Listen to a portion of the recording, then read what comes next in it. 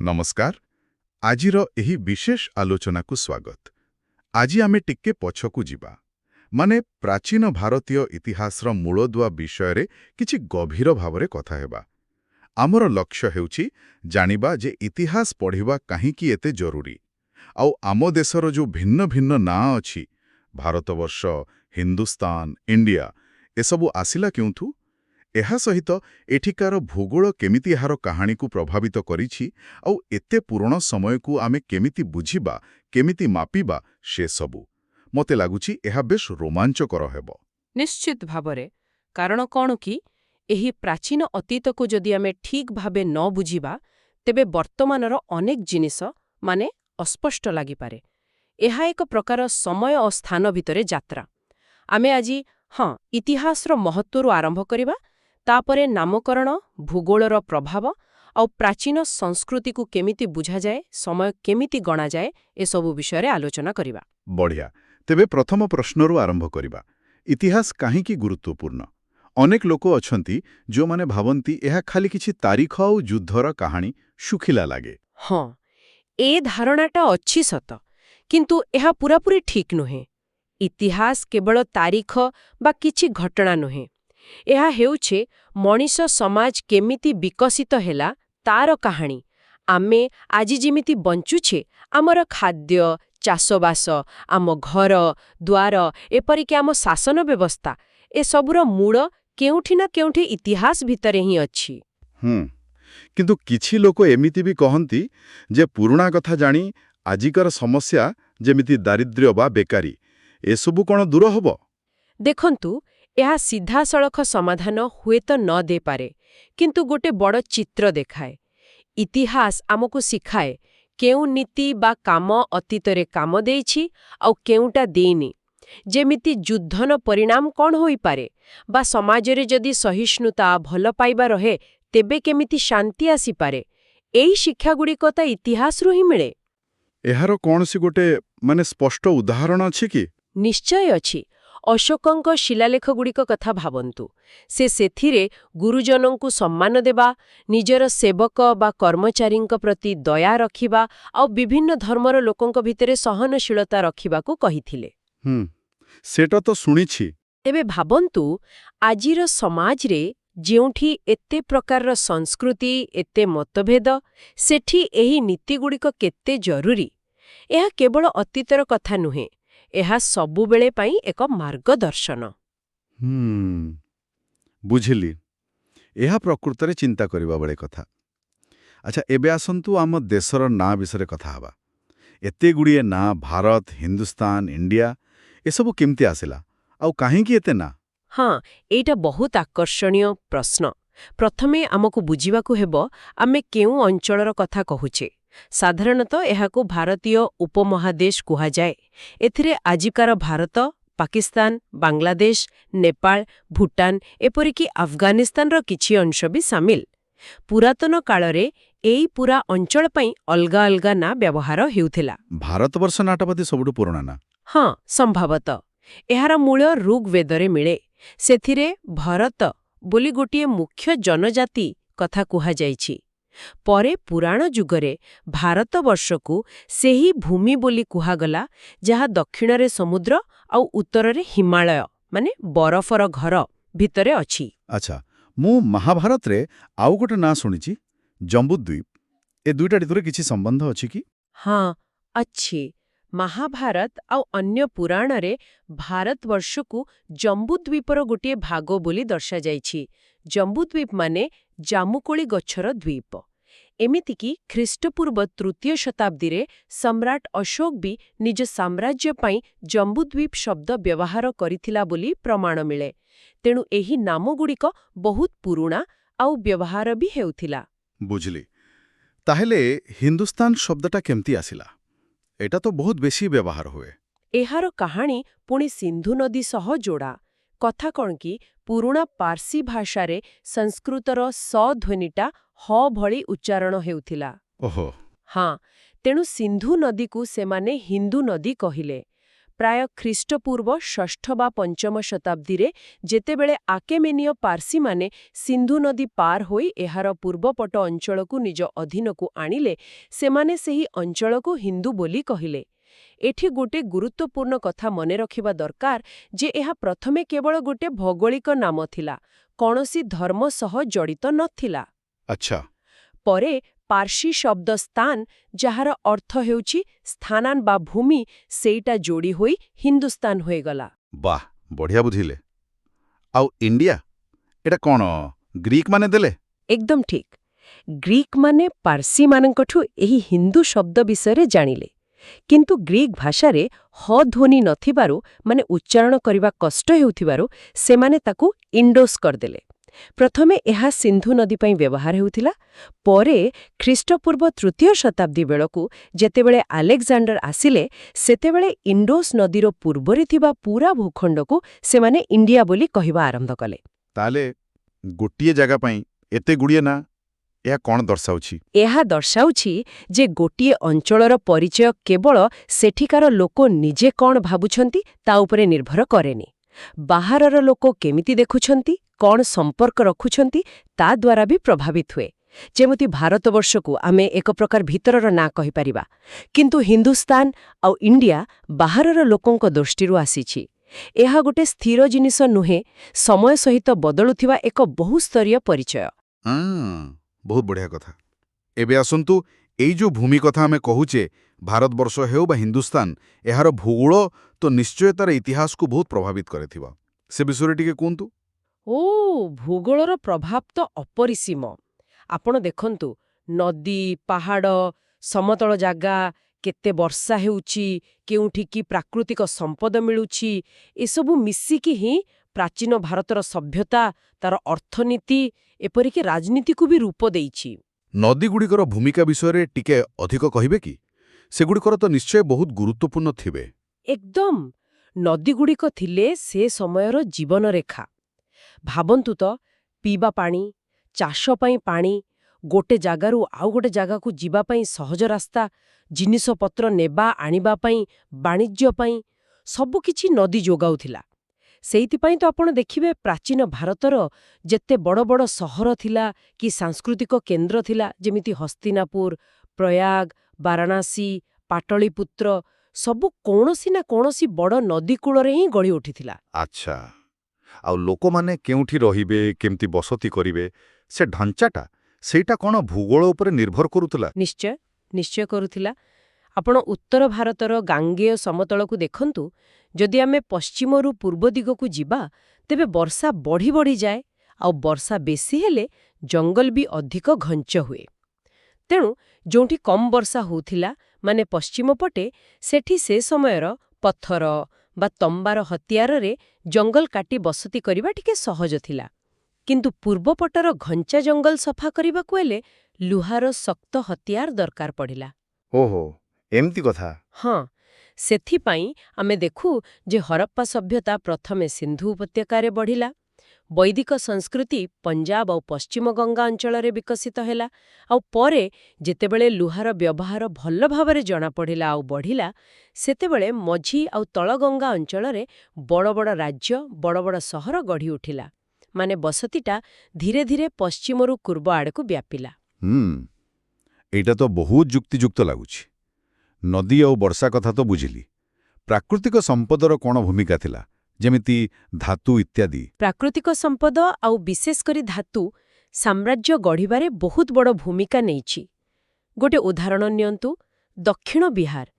ସେଠି ପ୍ରଚୁର ଲୁହା ପଥର ମିଳୁଥିଲା। ଏହି ଲୁହାରୁ ଭଲ ଅସ୍ତ୍ରଶସ୍ତ୍ର ତିଆରି ହେଲା, ଚାଷ ପାଇଁ ଭଲ ଉପକରଣ ବି ତିଆରି ହେଲା। ଏହା ମଗଧକୁ ଗୋଟେ ବହୁତ ଶକ୍ତିଶାଳୀ ସାମ୍ରାଜ୍ୟ ଭାବେ ଉଭା ହେବାରେ ବହୁତ ସାହାଯ୍ୟ କଲା। ସେମିତି କର୍ଣ୍ଣାଟକରେ ଲୁହା ମିଳିବା ସାତବାହନମାନଙ୍କୁ ସାହାଯ୍ୟ କରିଥିଲା। ତାହେଲେ ଲୁହା ଯେମିତି ଗୁରୁତ୍ୱପୂର୍ଣ୍ଣ ଥିଲା, କୌଣସି ଧାତୁର ଅଭାବ ବି କିଛି ଫରକ ପକେଇଥିବ ନିଶ୍ଚୟ। ଏକଦମ। ଗୋଟେ ବହୁତ ବଡ଼ ଉଦାହରଣ ହେଉଛି ଟିଣ। ଆମେ ଜାଣିଛେ ବ୍ରୋଞ୍ଜ ବା କାଂସ୍ୟ ତିଆରି କରିବାକୁ ହେଲେ ତମ୍ବା ସାଙ୍ଗରେ ଟିଣ ମିଶାଇବାକୁ ପଡ଼େ। କିନ୍ତୁ ଭାରତରେ ଟିଣ ବହୁତ କମ୍ ମିଳୁଥିଲା, ସହଜରେ ମିଳୁନଥିଲା। ଏହାର ପ୍ରଭାବ କ'ଣ ହେଲା? ଯେମିତି ପଶ୍ଚିମ ଏସିଆରେ କିମ୍ବା ଇଜିପ୍ଟରେ ଗୋଟେ ବଡ଼ ବ୍ରୋଞ୍ଜ ଯୁଗ ଆସିଥିଲା, ଭାରତରେ ସେମିତି ବ୍ୟାପକ ଭାବେ ହୋଇପାରିଲା ନାହିଁ। ଏପରିକି ହରପ୍ପା ସଭ୍ୟତାରେ ଯୋଉ ବ୍ରୋଞ୍ଜ ଜିନିଷ ମିଳେ ସେଥିରେ ବି ଟିଣର ଭାଗ ଅପେକ୍ଷାକୃତ କମ୍। ଏହା ଏକ ବୈଶ୍ୱିକ ଦୃଷ୍ଟିରୁ ବଡ଼ ସୀମାବଦ୍ଧତା ଥିଲା ସେତେବେଳେ। ଆଚ୍ଛା, ଆଉ ମୂଲ୍ୟବାନ ପଥର ଯେମିତି ମୋତି, ମାଣିକ୍ୟ, ସେଗୁଡ଼ିକର କ'ଣ ମହତ୍ତ୍ୱ ଥିଲା? ହଁ, ଭାରତରେ ଯେଉଁ ମୂଲ୍ୟବାନ ପଥର ମିଳୁଥିଲା ତାର ବିଦେଶରେ ବହୁତ ଚାହିଦା ଥିଲା। ବିଶେଷ କରି ଖ୍ରୀଷ୍ଟୀୟ ପ୍ରଥମ ଶତାବ୍ଦୀ ବେଳକୁ ରୋମ୍ ସାମ୍ରାଜ୍ୟ ସହିତ ଯେଉଁ ବଡ଼ ଧରଣର ବାଣିଜ୍ୟ ଚାଲିଥିଲା, ସେଥିରେ ଏଗୁଡ଼ିକ ମୁଖ୍ୟ ରପ୍ତାନି ଜିନିଷ ଥିଲା। ଭାରତର ତ ଏତେ ବଡ଼ ସମୁଦ୍ର ଉପକୂଳ ଅଛି ଆଉ ଉତ୍ତରରେ ଏତେ ବଡ଼ ପାହାଡ଼, ଏଗୁଡ଼ିକ କେମିତି ପ୍ରଭାବ ପକାଇଲା? ଉପକୂଳରେ ଅନେକ ବନ୍ଦର ଗଢ଼ି ଉଠିଲା। ଏହା ଦେଶକୁ ବାହାର ଦୁନିଆ ସହ ଯୋଡ଼ିଲା ଆଉ ବାଣିଜ୍ୟ ବଢ଼ାଇଲା। ଦକ୍ଷିଣ ଭାରତରେ ଯେଉଁ ଚୋଳ, ଚେର, ପାଣ୍ଡ୍ୟ ରାଜ୍ୟମାନେ ଥିଲେ, ସେମାନଙ୍କର ଶକ୍ତି କେବଳ ଜମି ଉପରେ ନଥିଲା, ସମୁଦ୍ର ବାଣିଜ୍ୟ ଉପରେ ବି ବହୁତ ନିର୍ଭର କରୁଥିଲା। ଆଉ ଉତ୍ତରରେ ହିମାଳୟ ପାହାଡ଼, ଏଟା ଗୋଟେ ପ୍ରାକୃତିକ କାନ୍ଥ ଭଳି ଥିଲା ସତ, କିନ୍ତୁ ପୂରାପୂରି ବନ୍ଦ ନଥିଲା। ତା ଭିତରେ ଯେଉଁ ଗିରିପଥ ବା ପାସ୍ ଥିଲା, ସେଇ ବାଟେ ଲୋକମାନେ, ବେପାରୀମାନେ, ଏପରିକି ବାହାରୁ ଆକ୍ରମଣକାରୀମାନେ ବି ଯିବା ଆସିବା କରୁଥିଲେ। ତେଣୁ ଏହା ସୁରକ୍ଷା ବି ଦେଲା, ପୁଣି ଆଦାନ ପ୍ରଦାନର ରାସ୍ତା ବି ଖୋଲା ରଖିଲା। ଆଉ ମୌସୁମୀ ବାୟୁ ବିଷୟରେ ଶୁଣିଛି, ତାର କିଛି ଭୂମିକା ଥିଲା କି ଏଥିରେ? ବହୁତ ବଡ଼ ଭୂମିକା।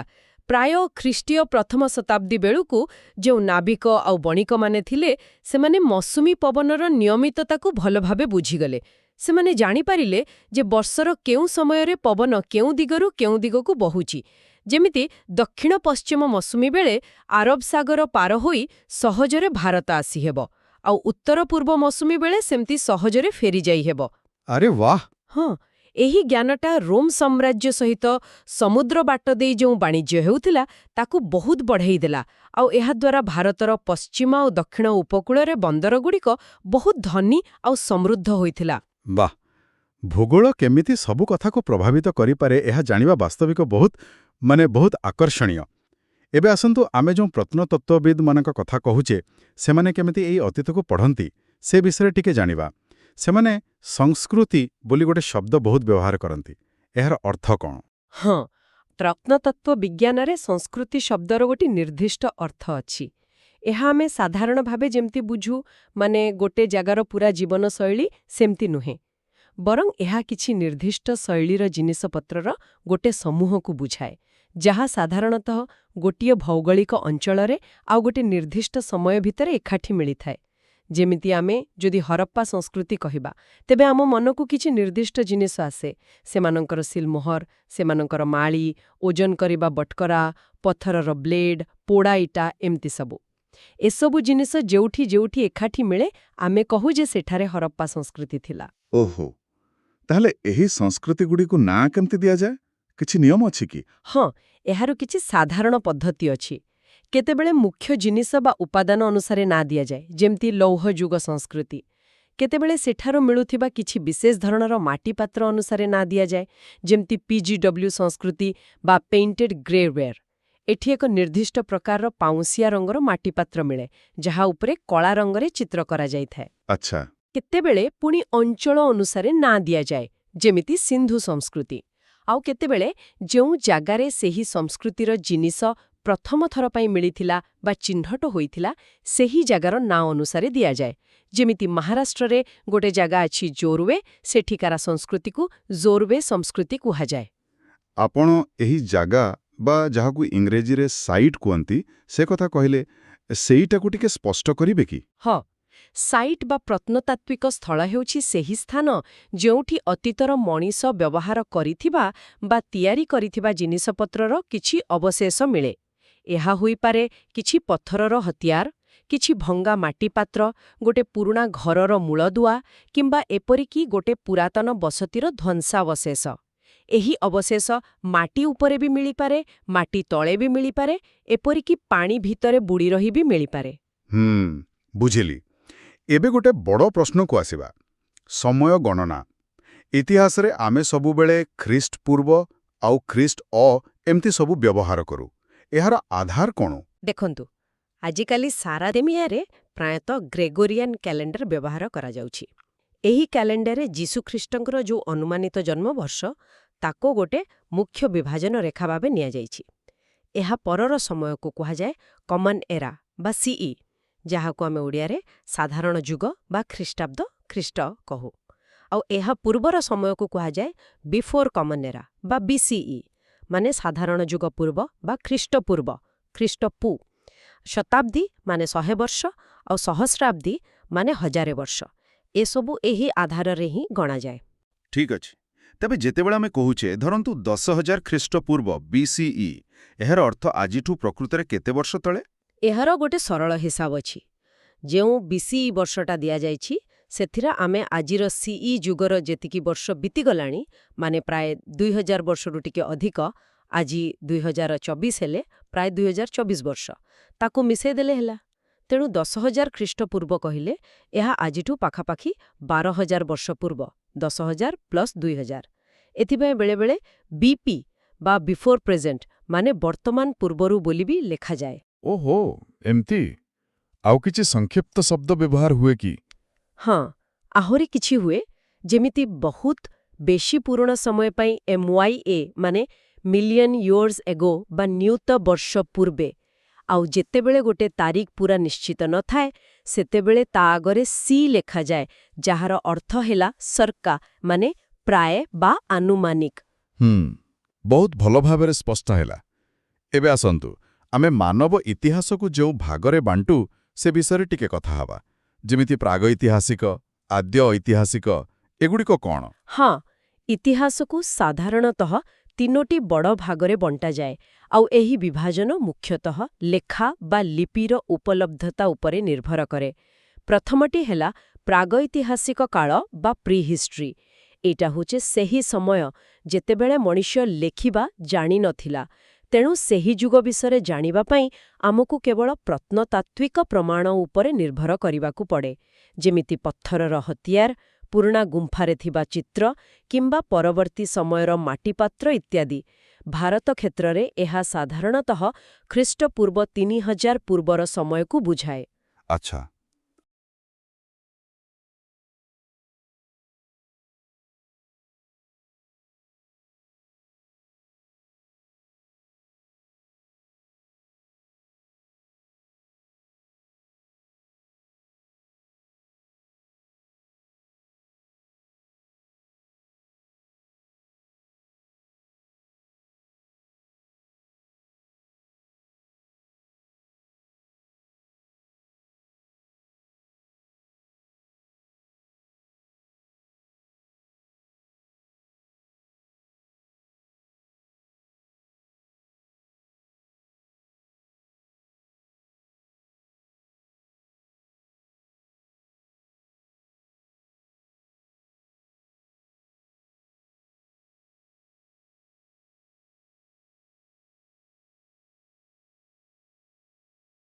ଆଉ ଦ୍ୱିତୀୟଟି? ଦ୍ୱିତୀୟଟି ହେଉଛି ଆଦ୍ୟ ଐତିହାସିକ କାଳ ବା ପ୍ରୋଟୋହିଷ୍ଟ୍ରି। ଏହି ସମୟରେ ଲେଖା ତ ଥିଲା, କିନ୍ତୁ ଦୁଇ ପ୍ରକାରର ପରିସ୍ଥିତି ହୋଇପାରେ। ଏକ, ଆମେ ସେ ଲେଖାକୁ ଏପର୍ଯ୍ୟନ୍ତ ପଢ଼ିପାରିନେ, ଯେମିତି ହରପ୍ପା ସଭ୍ୟତାର ଲିପି। କିମ୍ବା ଦୁଇ, ସେ ସମୟରେ ଲେଖା ନଥିଲା କିନ୍ତୁ ସେ ସମୟର କଥା ବହୁତ ପରେ ଲେଖାଯାଇଛି, ଯେମିତି ଆମ ବେଦ। ବେଦଗୁଡ଼ିକ ବହୁତ କାଳ ଧରି କେବଳ ମନେ ରଖି ମୁହେଁ ମୁହେଁ ଗୁରୁଙ୍କଠାରୁ ଶିଷ୍ୟ ପାଖକୁ ଚାଲି ଆସୁଥିଲା, ବହୁତ ପରେ ଯାଇ ତାକୁ ଲେଖାଗଲା। ତେଣୁ ଏହି ଆଦ୍ୟ ଐତିହାସିକ କାଳଟା ହେଉଛି ପ୍ରାଗୈତିହାସିକ ଆଉ ଐତିହାସିକ କାଳର ମଝି ସମୟ। ଭାରତରେ ଏହା ପ୍ରାୟ ଖ୍ରୀଷ୍ଟପୂର୍ବ 3000ରୁ ଖ୍ରୀଷ୍ଟପୂର୍ବ 600 ମଧ୍ୟରେ ଧରାଯାଏ। ବୁଝିଲି। ଏବଂ ଶେଷରେ ଆସିଲା ଐତିହାସିକ କାଳ। ହଁ, ଐତିହାସିକ କାଳ ବା ହିଷ୍ଟୋରିକାଲ ପିରିୟଡ୍। ଏହା ସେତେବେଳୁ ଆରମ୍ଭ ହୁଏ ଯେବେଠାରୁ ଆମକୁ ଲିଖିତ ପ୍ରମାଣ ମିଳୁଛି, ଯାହାକୁ ଆମେ ପଢ଼ିପାରୁଛୁ। ଭାରତ ପାଇଁ ଏହି ସମୟ ସାଧାରଣତଃ ଖ୍ରୀଷ୍ଟପୂର୍ବ 6ଠ ଶତାବ୍ଦୀରୁ ଆରମ୍ଭ ହୁଏ ବୋଲି ଧରାଯାଏ। କାରଣ ସେହି ସମୟ ବେଳକୁ ବୌଦ୍ଧ ଧର୍ମ, ଜୈନ ଧର୍ମର ଆବିର୍ଭାବ ହେଲା, ରାଜ୍ୟ ଗଠନ ହେଲା ଆଉ ଲେଖାର ବ୍ୟବହାର ବି ବଢ଼ିଲା। ଅବଶ୍ୟ କିଛି ଐତିହାସିକ ସରଳତା ପାଇଁ ଖ୍ରୀଷ୍ଟପୂର୍ବ 600 ପୂର୍ବର ସମୟକୁ ପ୍ରାଗୈତିହାସିକ ଆଉ ତା ପରର ସମୟକୁ ଇତିହାସ ବୋଲି ବି କହିଥାନ୍ତି। ଠିକ୍। ଏଇ ଯୋଉ ଏତେ ପୁରୁଣା କାଳର ଅଧ୍ୟୟନ ହେଉଛି, ଏଥିରେ କେଉଁ କେଉଁ ବିଜ୍ଞାନ ସାହାଯ୍ୟ କରେ? ବହୁତ ଗୁଡ଼ିଏ ବିଜ୍ଞାନର ଶାଖା ଏଥିରେ ସାହାଯ୍ୟ କରେ। ଯେମିତି ଭୂବିଜ୍ଞାନ ବା ଜିଓଲୋଜି, ଏହା ପୃଥିବୀର ସ୍ତର, ପଥର ବିଷୟରେ କହେ। ପାଲିଓଣ୍ଟୋଲୋଜି ବା ଜୀବାଶ୍ମ ବିଜ୍ଞାନ ଏହା ପୁରୁଣା ଜୀବଜନ୍ତୁଙ୍କ ଜୀବାଶ୍ମ ବିଷୟରେ ଅଧ୍ୟୟନ କରେ। ପ୍ରତ୍ନତତ୍ତ୍ୱ ବା ଆର୍କିଓଲୋଜି ଏହା ମାଟି ଖୋଳି ପୁରୁଣା ଜିନିଷ ବାହାର କରିବା ଆଉ ତାକୁ ଅଧ୍ୟୟନ କରିବା କାମ କରେ।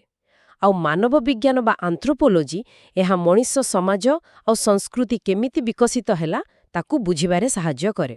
କିନ୍ତୁ ଯେଉଁ ପୁରୁଣା ଜିନିଷ ମାଟି ତଳୁ ମିଳୁଛି ତାହା ପ୍ରକୃତରେ କେତେ ପୁରୁଣା, ଏହା ଜାଣିବା ତ ନିଶ୍ଚୟ ବହୁତ କଷ୍ଟକର କାମ ହେଇଥିବ।